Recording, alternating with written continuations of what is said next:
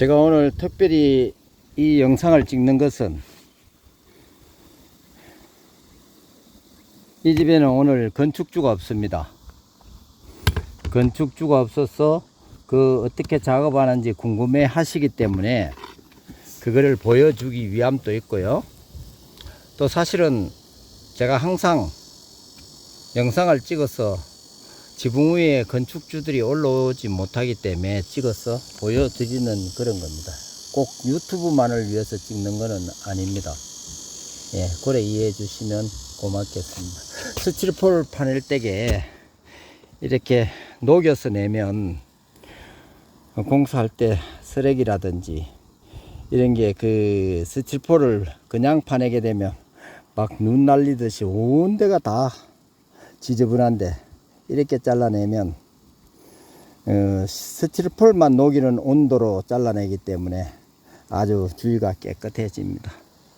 예, 지금 이거 파내는 거는 물론 불연제로 되어 있지만 이렇게 주위에 이렇게 다 파내고 또 그 쇠라울을 집어넣고 철판을 집어넣고, 물론 여기 통과되는 거는 쇠라울이 들어가 있는 특별한 연통을 갖고 통과가 됩니다만은 그래도 이제 소비자들은 불안해 하시기 때문에 사중에 방수와 함께, 근본적인 방수와 함께 사중에 불연제가 들어간다는 겁니다. 보통 난로 설치하시는 분들이 뭐 불연제 갖고 전시장에서 뭐 이거는 어떻다 저렇다 아주 기본입니다. 아주 기본을 마냥 그 사람 기술 수준에는 대단한 것처럼 하는데, 우리 기술자들에게는 이런 것 자체 논한다는 자체가 그 사람 기술이 없는 겁니다. 기술이. 당연한 걸 기술인 척하고 소비자를 유혹하는 것은 참 자기가 보았을 땐 대단하다고 느껴지지만 그건 아닌 듯합니다.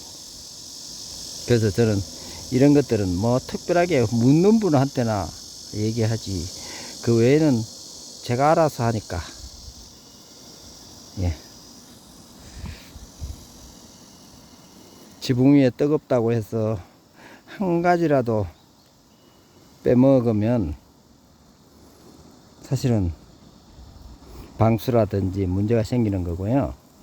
그리고 지붕 위에서 어떤 뭐 실리콘을 쓴다든지 이렇게 하면 이 지붕 위에는 비도 있고 바람도 있고 또 지리적인 특성도 있기 때문에 제가 늘 주장하고 있는데, 풍수지리란 지붕 위에 풍수지리가 있습니다. 물이 있고 바람이 있고 지리적인 요건이 있고 환경적인 요건이 있습니다.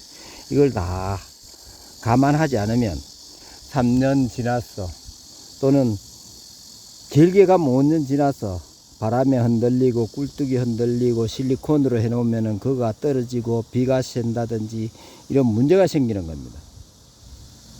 네, 그런 게 없으려면 실리콘가 사용하지 않는 완전한 그야말로 기화 방식, 스레트 방식으로 아무것도 쓰지 않으면서 비가 들어가지 않는 그런 방식으로 해야 된다는 겁니다.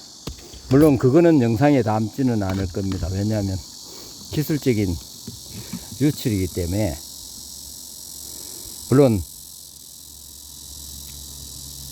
건축주에게는 다 제공을 합니다. 네.